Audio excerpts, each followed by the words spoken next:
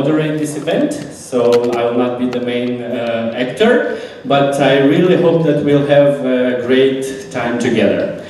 Startup Grind is a special way of doing events, and there are, let's say, some elements of organizational culture, or some elements that maybe are different to other parts. And one of the elements is when we invite the main speaker of the evening, is we stand up and we try to applaud as hard as we can so that the speaker feels the energy and the vibe. This is how are they doing in California, this is how are they doing in San Francisco, so why not let's try to do that also in Chisinau. So before I'll invite the main speaker, if you could please stand up, make an effort, and start applauding so that we get...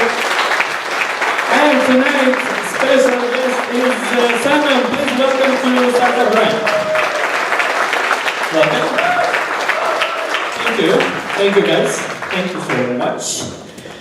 Yes, please sit. Okay, so how many of you have been to other Startup Grind events? Okay, so we have a few. For those who are for the first time, it's not really a technical event, so it's not usually a presentation on a startup or on a specific programming language. It's more a discussion, a conversation event. And how it's done, I hope it will not look as an interrogatory, but the main instrument used is questions. So for the next maybe around 35-40 minutes, I'll put some questions to Simon here, and afterwards we'll have also some time for you to put some questions to our main speaker. And through questions we hope to discover the internal universe of the speaker that is coming to Startup Grind. So maybe to start maybe from the beginning, from the background. There is this saying of having the three Fs, the friends, the family, or the fools that are around us when we started in our startup world. If you could say a bit who were the friends, the fools, and the family around you that helped you or maybe inspired you to go into the tech world. Sure. First of all, thanks for having me here tonight. I definitely feel the energy, I feel the vibe. Thanks for the warm welcome. To get to your question, so it was friends, family, and what else? Fools. Fools. I think the biggest fool that was me before even starting. I mean, friends. Maybe we start with the family. Sure. So I had a very patient mother. Like when I was 9 years old, I really wanted to get a PC, and I was nagging until I eventually got one. So I think that was like one of the key events in my youth that kind of like brought me into IT, because I was always like interested in computers. I think I've seen a computer at someone somewhere. Probably must have been the games at that age, right? And not a lot of people had PCs back then. It was in '89, so that was kind of like a big wish I had as a kid. So that was very influential. Then, as I grew up, I suppose my mother, she was also self-employed. Like she had her own shop. It was a small business, like leather jackets, umbrellas, hats, those kind of things. And so I guess I got in touch with what it means to run a business. It was a family business that was in the family for 3 or 4 generations. I remember the 100-year anniversary back then. And I think later on, it must have been like 95, 96, my uncle started his own business. He was doing like I think something with quality management. He was consulting people on how to implement ISO 9000, and I started to work in my summer holidays, winter holidays. I think all holidays, because I just liked to earn some money, and I got involved in the business. So I think those were the first steps. So when I was, I don't know, 18, graduating from high school, I already knew, like, I just want to have my own company. So basically, you already had this somehow entrepreneurial examples in your approximate in your family. Yeah, I didn't know it any other way. So to be honest, I've seen my stepfather. He was a teacher, and I always thought like it was really boring. Right? I hated school, so naturally I didn't understand like why he continued to go to school even as an adult. I've seen like he's not very passionate about his job, like going there in the morning, coming home early, at least. I guess there are benefits to being a teacher, right? And that's it, nothing interesting happening. So I didn't see myself being employed at the company. So when I was 18, graduated high school, the first thing I did, I registered a company, and I started a consulting business. Okay. Now, also because you said you registered a company, and the way you said it sounded like a very easy process. Can you also say maybe something about your background? So you come from Germany. Do you think coming from this country helped you go into the tech world, or maybe you can say a bit about the entrepreneurial environment in Germany when you started? To be honest, I never got to know the entrepreneurial environment in Germany very well because I think after I registered a company, I did some consulting, and I immediately went abroad. I did some consulting in the US and Canada then for a period of time. I had to come back. I had to do the army, which was mandatory at that time in Germany. I hated every minute back then, but now in retrospective, it was quite an interesting experience, I guess. And after the army, I left. I went to Taiwan for a period of time. At that time, I already had a product idea that I wanted to implement, and I have met, I think, through my uncle, someone who was working in the IT industry. Like, they had a lot of hardware manufacturing in Taiwan at that time, pretty much like all electronics, motherboards, graphic cards, and whatnot. They were produced in Taiwan at that time. So I thought, like, hey, Asia, it's nice, it's warm, food is great, so let's try it for a period, and off I went. And I don't think I have lived primarily in Germany since then, to be honest. So I'm afraid I can't tell you too much about Germany. But from what I get, your so not formal education formed you and drove you into the tech world. So I get it was more not being in the school and university is what kind of moved in this direction. Yeah, I mean, look, working every holiday as a kid, it really helped. Most of the money I earned, I spent on hardware, so I got PCs. I also set up my own local network, mainly because I wanted to play Boom back then. I really liked playing with friends, and the hardware was expensive, at least for a kid, right?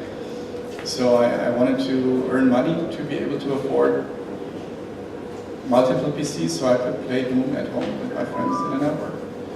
And then I had to learn like how to set up the network. I had to learn how to set up a server.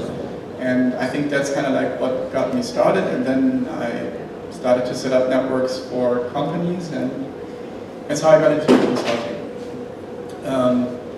After school, my mom really begged me to go to university, so I registered. But I think I went for about 2 weeks or so. I didn't tell her for much longer that I'm not attending, but that was kind of my attempt to study. But again, I hated school, and I was happy to be done with it, so I really didn't want to go to university. If maybe to follow up on this idea, afterwards when you were recruiting people, did you see people that were coming more from the formal tech background and those who are maybe self-learners, self-drivers, where you may be more drawn to that because of a personal story, or you think both of them are related for a business? Look, in the beginning, I just didn't know what I was doing. I was hiring my friends if I had to hire someone. So there was no formal interview. It was just like I knew that person. Hey, do you know how to code? Yeah, okay. Let's work together, right? And it worked sometimes. Often it didn't. So the selection process wasn't really a structured one. But those were the first steps. I was looking today at your LinkedIn profile, and I saw there that you're having also the technical background, the PHP, for example, as a language, but then I saw you also have management and other soft skills. Do you think currently for an entrepreneur of today, is it enough to just be a good coder to start your own company, or you need to have also the environment skills that will help you? To be fair, I was never a good coder, so I had to hire other people to do it properly. Yeah. I come from a networking background, and I did some coding because I had to. So the first projects, they kind of required me to contribute, and when you have a small company, you're obviously getting involved in everything. So I did some PHP, yeah, after doing some Perl in the beginning, but I was never really good at it. I mean, I didn't have a formal education. I never really worked with people who were senior coders when I was coding myself, so I had to become a manager. I was just not good enough technically. Right? And I mean, I think social skills are important because in the end, you gotta talk to clients, right? You have to convince them that you're a good option. And that means you have to interact with people, you have to make a good impression, you have to also discuss with other stakeholders, their banks, their, I don't know, also your employees, your partners. Most of the problems I had, they were not necessarily technical, but they were often, you know, like interpersonal problems. In the beginning, like when I had partners in the company, it was really always like about like, hey, is everybody working as much as everybody else? So there were like petty fights, yeah, and they really stopped the business from growing. And it's great that you brought the business. If you could say how the idea of Upeso started, and maybe go a bit through the time flow of the company, and maybe also adding here, it's I saw that basically this was the only company that you kind of worked for in the last 12, 13 years. Yeah, that's correct. But I mean, I started it because I had no choice. That's the simple reason. So I did the consulting, and then I thought, like, okay, look, I know network management. I have seen some deficits, so I had a product idea.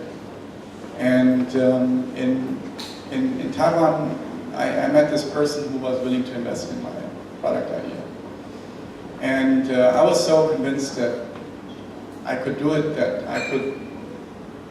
it would be impossible to fail, that I invested a lot of my own money. I even took loans from banks. I even signed a personal guarantee for some of the investors' money, so you guys should never ever do that. It's really stupid. And then kind of the investor, he ran out of money after September 11th. Like IT, and he was also in construction, both businesses tanked. He couldn't like fulfill his commitment, and the company in the end went bankrupt. So I had a lot of debt, and I had to make money, right? So I went back to being a service company. Yeah, that was also what brought me to Romania initially, actually. So we initially started out in Taipei, Taiwan, and after having the concept done, he said, like, okay, let's start developing. I know some awesome developers in China. And then I said, okay, look, I'd rather not work in China. I was struggling at that time a little bit with a cultural difference. I mean, it was difficult being so far from home. In Taiwan, you don't make friends easily. Like being invited to someone's home is like a big honor, something that happens technically, I don't know, after a year or two, if you're not family. And I wanted to go back. In Romania, that happens sooner. Yeah, it did happen a lot sooner in Romania. And I said, okay, let's develop in Germany. And he said, like, no, you're crazy, that's far too expensive. And then the compromise was Eastern Europe. So I started to look at different countries in Eastern Europe, and eventually I picked Romania. Okay. And set up the team there. We started developing. Company failed. I had a few guys that I liked, developers, and I said, okay, now I gotta go back to working for other people, doing services, and that's kind of how UPS started. And maybe also you can say what was the moment when you think the company kind of grew? What was the key element that you think that helped the business become a business? Good question.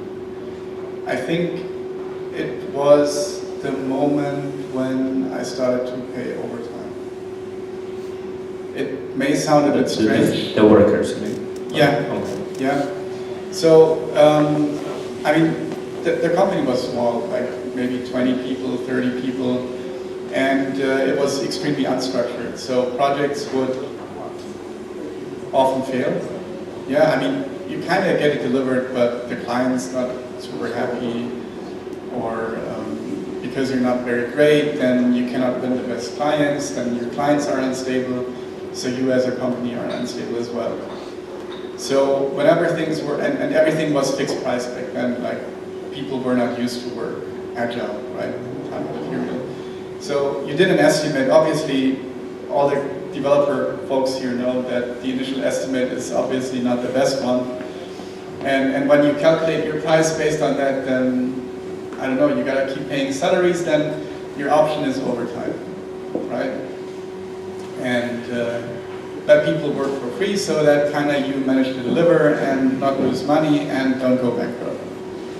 So starting to pay overtime was kind of something that facilitated, like it forced the company like to work in a more structured way. Like you had to do better planning, you had to add contingencies, you had to work a lot with clients to convince them like to be more flexible, like on how they work with you. And in the end, the company organized, it grew, and it managed to decouple from myself, right? I was micromanaging everything back then. So in having systems implemented, like we could add more projects that I didn't manage myself. And so I think that one was really like the key change, because it was a penalty. Like, hey, if you're not careful, if you don't plan well, you go bankrupt. Obviously, I didn't want to go bankrupt, so I spent a lot more time on planning. And you mentioned a bit, but maybe also you are in a business environment with a lot of competition. But what do you think is the key element or the key differentiator that you think helped you develop and grow and bring more clients? I think you have to be persistent. I mean, clients usually tell you, yeah, look, I already received 10 emails from companies offering development services, go away.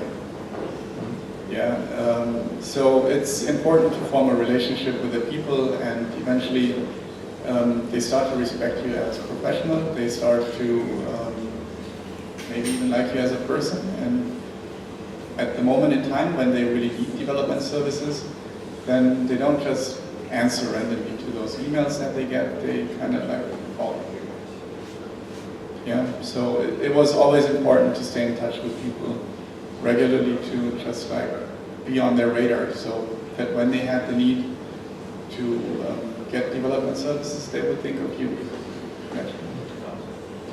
And now the decision to come to Moldova, if you can remember a bit this decision, did you make an survey analysis, like how was it the setup coming here? So I started out early in Romania, right? So I really like Romania, and at one point our largest client at that time said, hey, I'm opening a few shops in Russia, so I think you should also supply Russian speakers in order to support our software.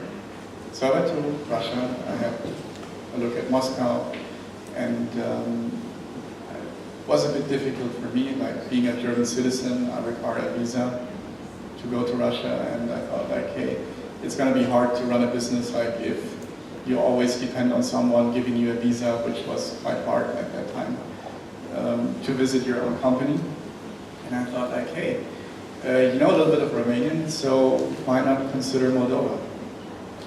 And I have been here in 2006 on vacation just because I was curious about Moldova, and I thought like, yeah, it wasn't so bad, let's do it. And that was in 2008, so I came and set up a shop, very small one with 3 people, and that was the beginning. And you had experience in Asia, in the States, and then in Romania.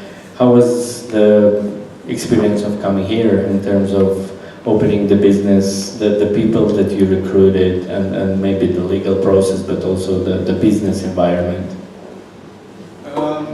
You know, I have never registered a company as fast as I did in Moldova. So even back then it was like 3 days. Yeah, in Germany 6 weeks.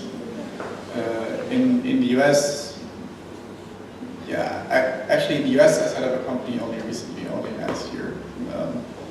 Relatively straightforward, but the legal fees are killing you. Romania, also rather complicated. I think they simplified it now, but I haven't registered a company recently there.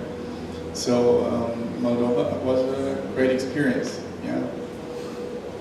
Legally speaking, at that time, like I was used to working with lawyers and relying on doing proper legal analysis. I didn't have problems. To be honest, I think when you have a business, at that time, corruption was even worse than it is right now. So I didn't need a business license. I didn't need a permit to build a building or anything. So I didn't have really any dependency on government agencies. So the contacts I had with them, they were fine. I never really encountered huge problems with the authorities. As long as you, I don't know, follow the law, pay your taxes, I believe you're fine. Okay. And in terms of human resources, like what was your experience? What you saw here in terms of people? The only thing I would like to mention, like as a foreigner, if you don't speak Romanian here in Moldova or Russian, I never tried doing business in Russian, obviously, because I don't speak Russian. So it would have been really difficult, like to manage everything in English. Then regarding HR, we started out small, and then you know, we hired the first people. Back then you would just like put a job announcement someplace somewhere, and then people would send their CVs, and then if you like them, you'd hire them. Yeah, and that's how the business grew, step by step. Now the market is a lot more competitive. Yeah, you have to fight for talent a bit harder. Yeah. And how did you manage to postpone this moment of exiting, of selling? I guess, were there other times when you felt like, yes, this is the time to exit, this is the time to sell, and it passed 13, 14 years till it happened, or only this year kind of first discussions appeared? You know, I didn't plan to sell anything. It was an offer from that client. I even said, no, I'm not interested. I'm happy running my own business. Go away. Yeah. They kept coming back. And to be honest, what impressed me the most, it was the leadership team of the company that was acquiring the company here. I think that was what convinced me the most. Yeah, I mean, being self-taught, I mean, seeing here really professional people that come from major Silicon Valley companies building a great product was really interesting to see. And also for me personally, I thought, okay, I really enjoy working with those guys, so why not? Yeah. So you did not have a t-shirt that was written, I want to exit on it and going to different events?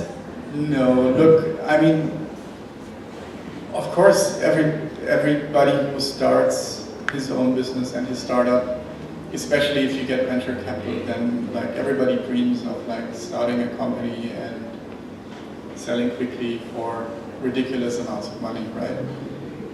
There are cases like that, but I think it's very, very seldom, and you need to be incredibly lucky. I didn't have that luck. So, also, our business model, I mean, being a service company, it's not really a venture capital case, right? So, it's more like you do it to be profitable and to pay yourself a salary to live from dividends and to grow the business.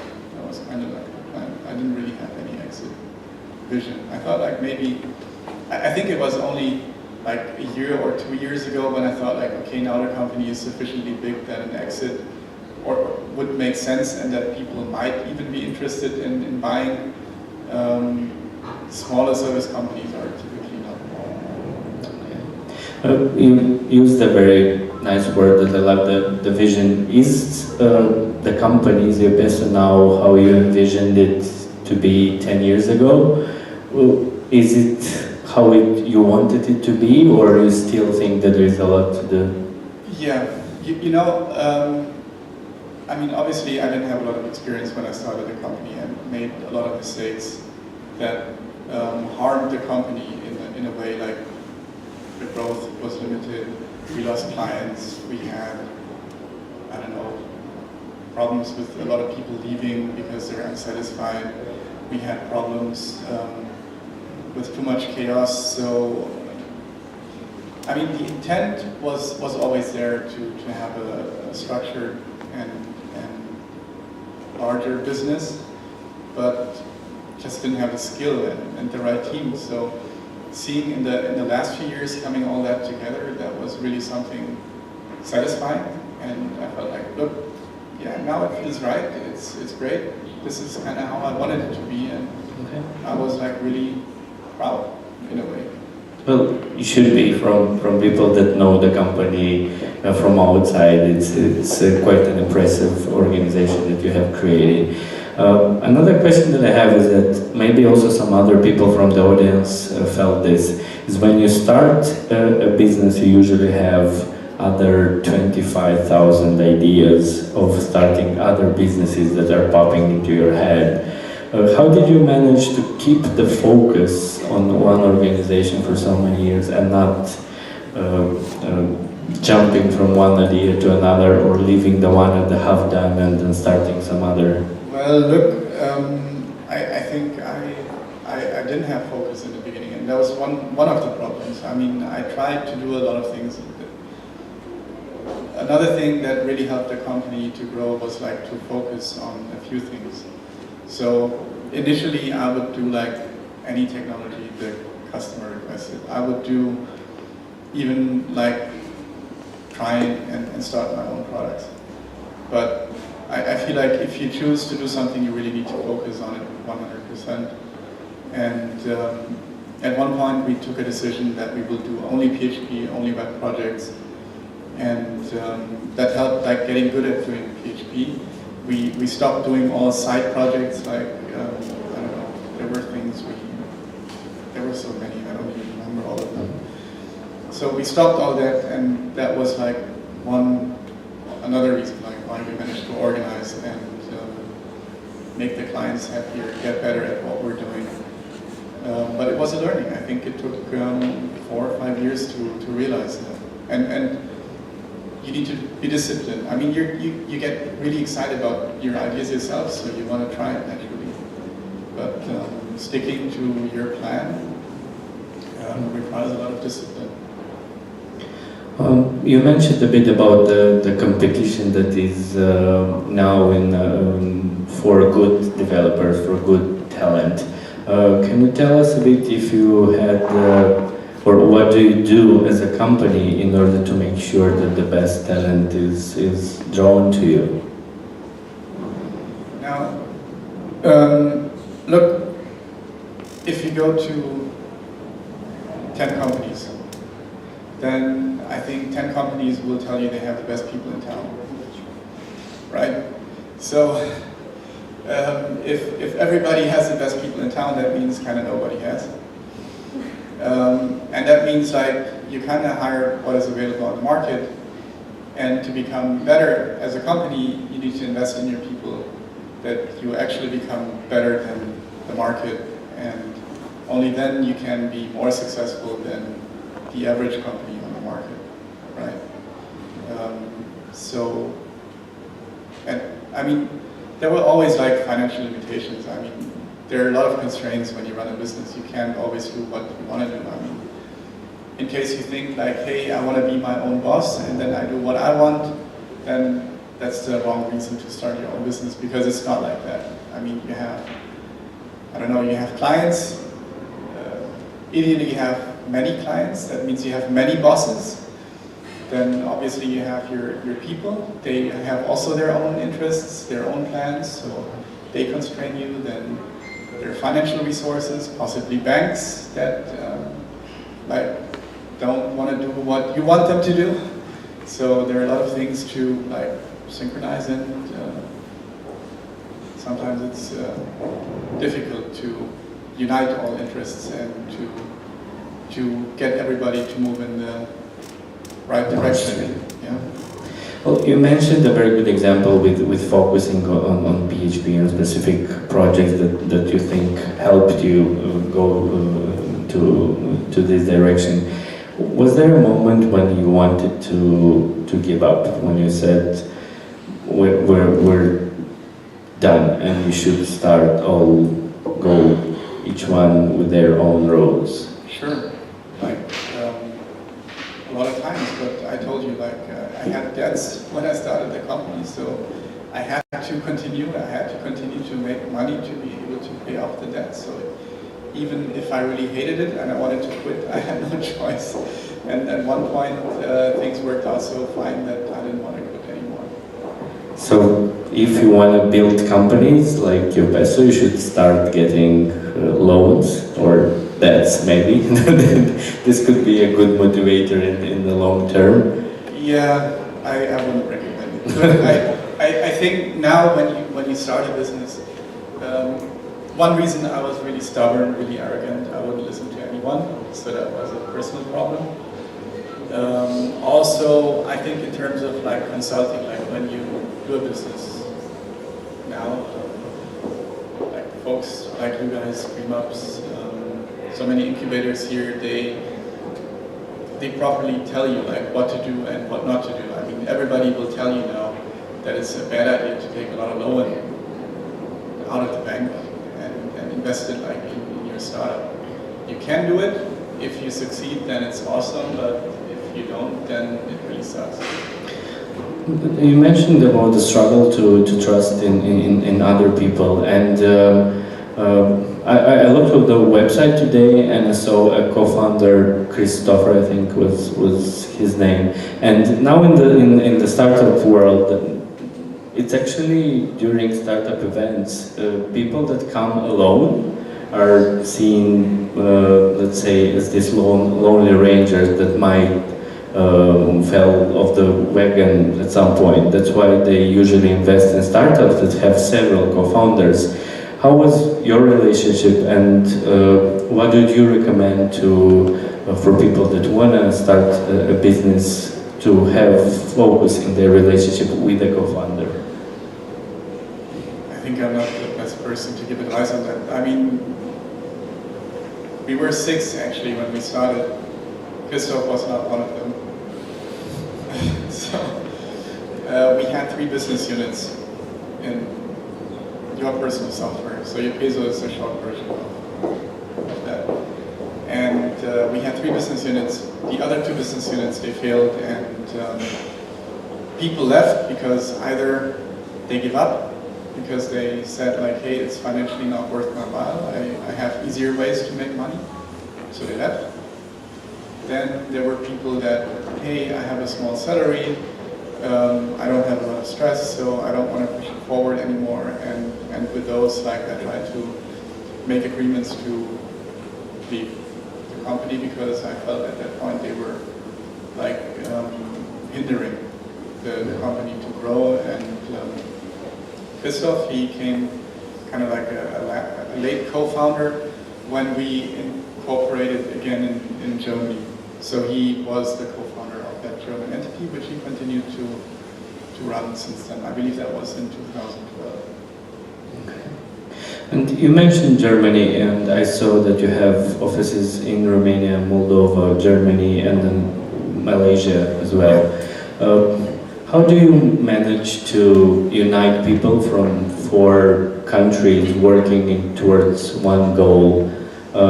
What would be sort of basic things to do in order to make sure that people in different countries in the world work for the same maybe values or vision? I feel like, depending on the countries you operate, Malaysia may sound a bit strange, but it's actually quite close to our culture, I would say, like professionally speaking, at least. To our, I mean, Moldova or Germany? European. Okay. Right? I mean, the place we operate in is, the majority is Christian, even though in Malaysia the majority is Muslim. It's an English-speaking country, so English is one of the official languages. You can do everything in English. So communication wasn't a problem.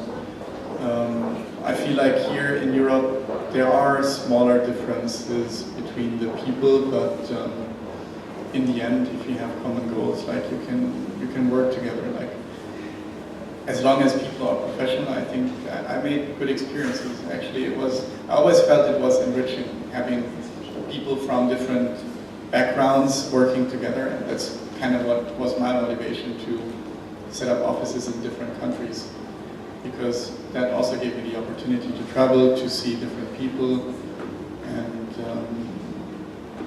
yeah, and that's why I wanted to do it. Can you maybe, I don't know, have a perspective on how was the tech world maybe 2006? How do you see it in 2016, and how do you see it in 2026? Where do you think everything is going? I mean, look, in 2006, most of the applications were desktop. So everybody was designed to run on a personal computer or laptop.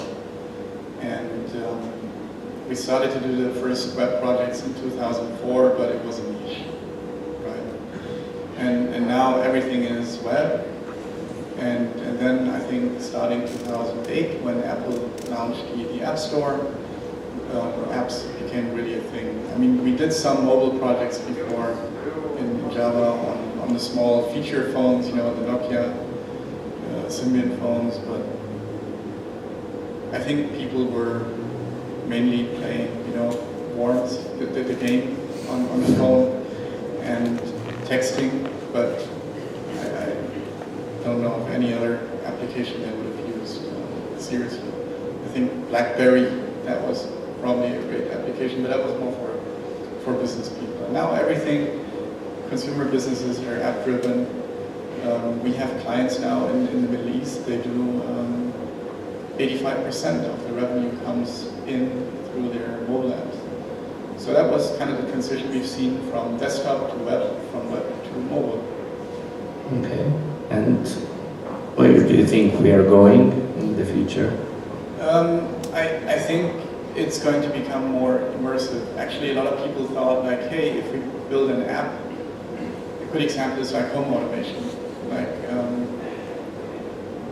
you know, Apple has their own products, Google has their own products. They made some acquisition in that space. And everybody thought like, hey, we have to build an app for everything. You want to control your light with an app.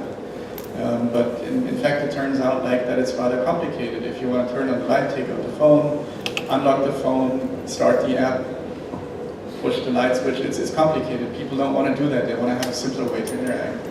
And now with what we're seeing, for example, with Alexa Echo from Amazon and the Google Home devices, it's becoming more immersive. Like you get a device in your home, you leave it in all your rooms, and suddenly you can like use your voice to control things in your home. So that's the next step, and hopefully at one point we'll get even more advanced interfaces. I don't know, brain interface, and you don't even have to speak anymore. I mean, and you think about it, it happens, right? Yeah. I mean, that's kind of where we want to get, or not. And your future, as far as I know, you continue with the company. Where do you see yourself in 10 years? So in Moldova. Well, look, my wife is Moldovan, so beyond like giving me a successful business, I also found the love of my life here in Moldova. So I think now it's a lifelong relationship I have here with Moldova. I accepted to join the purchaser as their CTO. So I'll be distributing my time between San Francisco and Chisinau. I will continue with Upeso to a certain extent. I've hired a CEO. The CEO, I have known him for several years already. He was working before that at one of the major German startups, Delivery Hero, if some of you know it. And he joined us in November, and he'll continue to grow the offices in Romania and Malaysia. It was quite surprising for me to see that most of our clients they accepted to be relocated to other countries. Obviously, there were some for them it's not feasible. I think that is an aspect that I actually regretted the most about selling the company. I mean, with some of the clients, like we formed a great relationship. We've been working with them for up to 10 years, right? And telling them like, hey, sorry, we have to stop working together. Was a bit tough, but then people were kind of open to continue to work with us in other locations. So that's what we're doing. Okay, and maybe the last question, you kind of was able to understand our region. So we work in Romania, in Moldova. So we have Romania on one side, we have Ukraine on the other side, which is another big country where the startup world is very developing in the last period. What do you think we should do here in Moldova in order to make sure that we stay relevant or even grow on the map of tech in the world? Okay, good question. I think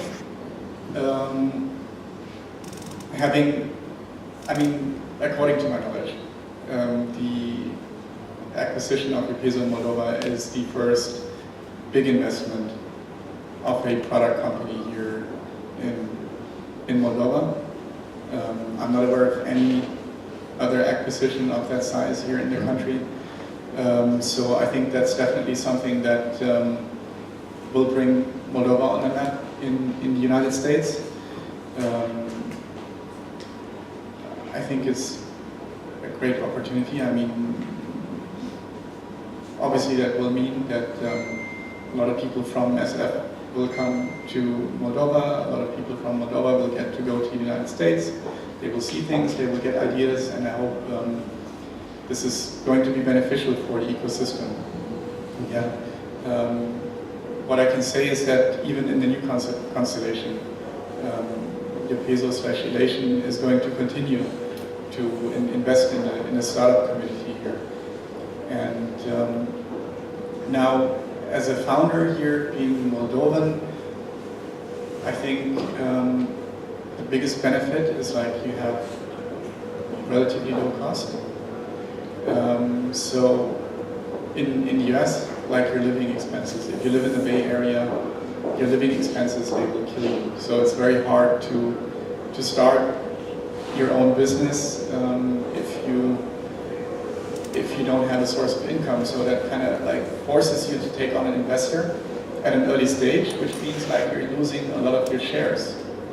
And here you can postpone this. Yeah, I think maybe you can put some money on the side. If you have a decent job in IT, for example, then do some savings and you can take half a year out and focus on your business and really lower your living expenses and start a business. And when you do it, now if you have an online business or an app business, then it's global. If you have a good product, then it's easy for you, I think, to find investors in foreign countries. All you have to do is go abroad, start talking to people. It'll take some time, you know, to form the relationships. But I think that's also like some of the things the accelerators here and co-working spaces hubs are trying to facilitate. And then once you have the trust of those people, they will invest. I mean, I don't see any disadvantage now working out of Moldova. I think it's actually quite a good place to be in. You have fast internet here. It's really nice. I mean, the internet at my home is faster than anything else I have in any of the other countries I'm visiting. Thank you. We'll take also several questions from the audience. So we have around maybe 3-4 questions that we could ask. Yes, please. Hello, my name is Eugene, and my question is, when did you have the feeling, you know the book Tipping Point? Did you have this kind of like, from now on it will go, when you had the feeling that company is moving in the right direction? Because you said you had several times some... I thought for a moment in time that it was in 2008, but then we had the crisis and a lot of clients were affected by that and they reduced projects.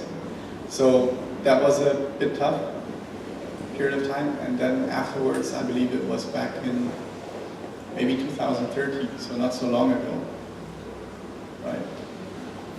Thank you. We have, yes? Hi, my name is Ana Maria. I'm working in the privacy protection sphere, so my question is related to that. So I'm curious if throughout your business and in general in this sphere of work in your industry, do the privacy provisions, privacy protection provisions, are they seen as an obstacle or just some norms to comply with? Or you didn't have too much to deal with, maybe? Well, I'm German by nature, so in Germany everybody's obsessing about that, right? I think Germany also has one of the strictest privacy laws on the planet. And I think because we, at an early point in time, we got certified to be compliant with German privacy laws, we had a competitive advantage over other companies because that allowed us to take on projects that had confidential data in them outside of Germany, outside of the European Union. So for me, it was a benefit actually. Like, not a lot of people were compliant at that time. We invested a little bit in it, and it really helped grow the company. And truth is, if you want to work with larger corporations, they all require it, so you don't really have a choice. Sorry, I didn't hear that. It's an advantage in your relationship with the clients. Yeah, as a service company, definitely. I mean, also if you have a product company, I mean, maybe some of you folks heard about Yahoo, which is a really bad example of how companies treat personal data and how they manage like hacks. So keeping things organized, protecting your customers' data, it's a very important aspect of the business. And I think the law is kind of like helping you to also focus on this aspect, because naturally as a founder, it's not necessarily something you think about. Yes, thank you. Thank you, Jen. Thank you, Simon. My question is not so technical. Really looking forward to have some maybe motivational suggestions from your side. You know, here we are full of entrepreneurs, and we here in Moldova also we are afraid to fail. But sometimes, if you think to start business, this also means that you might fail, not just once, maybe several times. What would be your suggestions? How we can copy, you know, this feeling of failure? How you can copy or how you can cope with the feeling? Yeah, we can cope. Oh, you know, it's really tough. I mean, if you're really demotivated and you think you have a better option, like starting to work as an employee again, then I think you might just do that when you're having like a weak moment.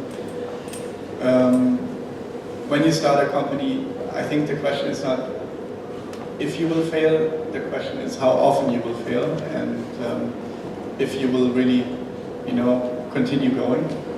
I think a reason why like Chisinau as a company in the end was successful, that like we just kept going. I just kept going, yeah. And at one point, if you keep going, then you just get good at what you're doing. So you need to make your experience as a founder, and there is no way you can accelerate that.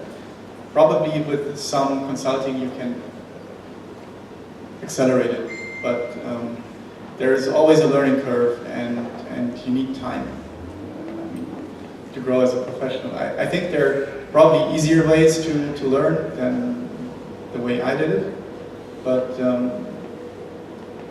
everybody will mess up things, and I continue to mess up things. It happens often, but if you mess up less often, then you'll be successful at one point. Thank you, and we have the last question was here. Yes, thank you. Hello, Simon. Thank you for your brief discussion. My question is, was it hard to sell your branch business here in Moldova? Because as I know, it's like you have a really nice office in the center. We have it for a month, so we had a really bad office because, yeah, so, I mean, we didn't get, like, are you talking like, was it hard to convince people to work in a shitty office, like the one we had before, or? Maybe, no, I mean like new owner of your branch here in Moldova. Mm-hmm. And was it, I mean, hard? Some people maybe left, or it was okay then to change the vision? I mean, so far I'm not aware of people leaving because of the acquisition. I mean, people leave, yeah, for a bunch of reasons. Nobody told me like, hey, screw this, I'm out of here. I think for the people at Chisinau, it's a great opportunity. I mean, it's one of the top 10 streaming services in the United States. I'm not aware of other product companies of that size, of that scale, to operate in Moldova. And they have exciting products, so I think it's a great opportunity for the people to work on that. And obviously they like also the new office, they also like the perks. There are a lot of Silicon Valley perks. Some of them are coming here to the Moldovan office as well. Free lunch, for example. Those kind of things, snacks, drinks, you name it. So I'm optimistic because it will be professionally interesting. It will be pays okay,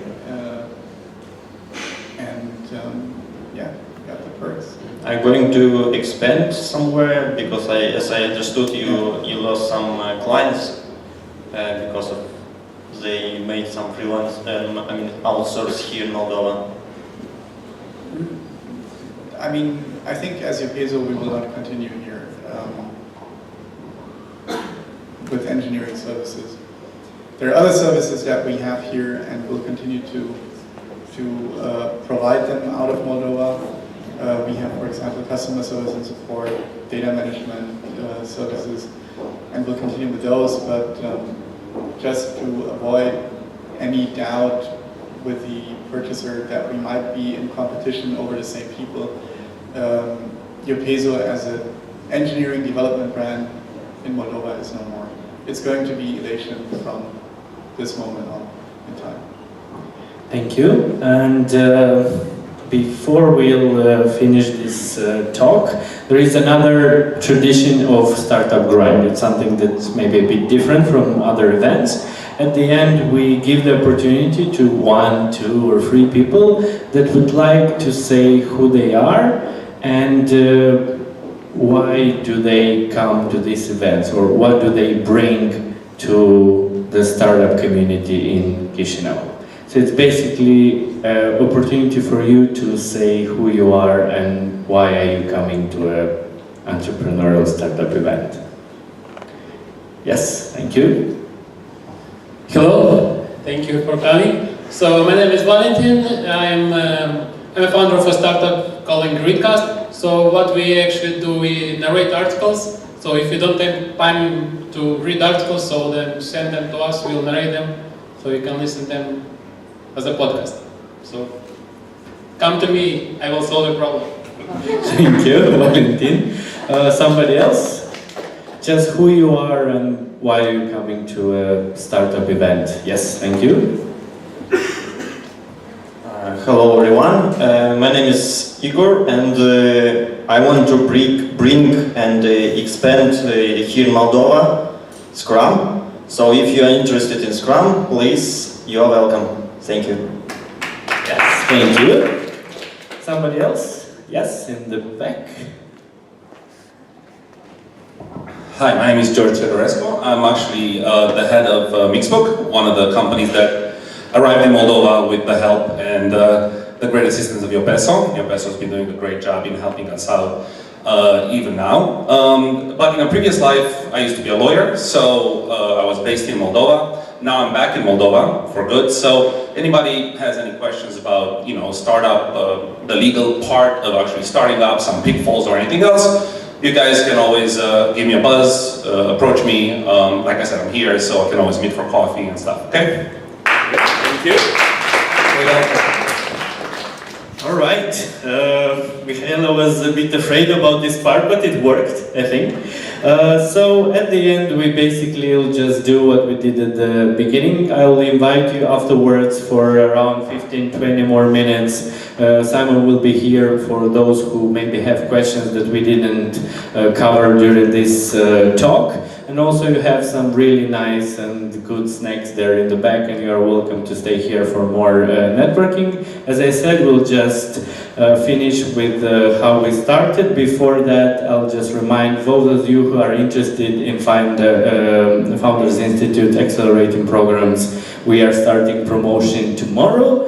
And the accelerator will be in May, June, and July. So for those who have ideas in startups and want to go for a very good accelerator that is in 100 cities in the world, it will be in Chisinau as well. We are starting tomorrow the promo. So please, if we could stand up and applaud Simon thank you for the sharing.